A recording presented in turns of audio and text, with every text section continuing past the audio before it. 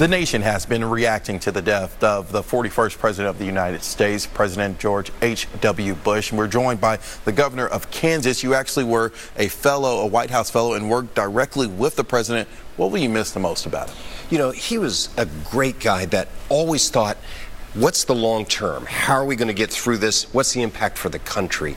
And I think that's the type of leadership that people like. We were talking in the green room. Yeah. What experiences do you remember most from your interactions with him? You know, I can remember 30 years ago this week, he was just becoming president, and he was meeting with Gorbachev, and on December 7th, there was an earthquake in the former Soviet Union, and it was a devastating earthquake. When I was working at the State Department USAID, Julia Taft and we called him that morning and said, we actually have a team that we could send to the Soviet Union to provide relief. Now, the Soviets had never accepted it.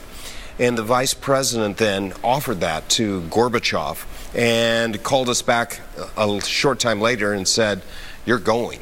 But it was something, taking that risk. He knew this was the right thing to do. But you could see that over and over again with him. In 2018 politics, times have definitely changed from his generation. What do you think our country loses with the death of President Bush and his generation, kind of ending that generation and coming into the nasty kind of politics that we have today? You know, politics were tough in those days too. They were very hard-hitting.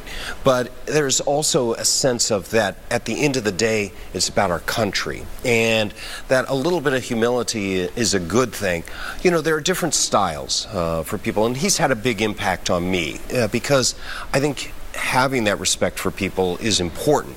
But you also have to point out, here's where we are. Here's today. We don't always need to get your attention by saying something that's a little crazy.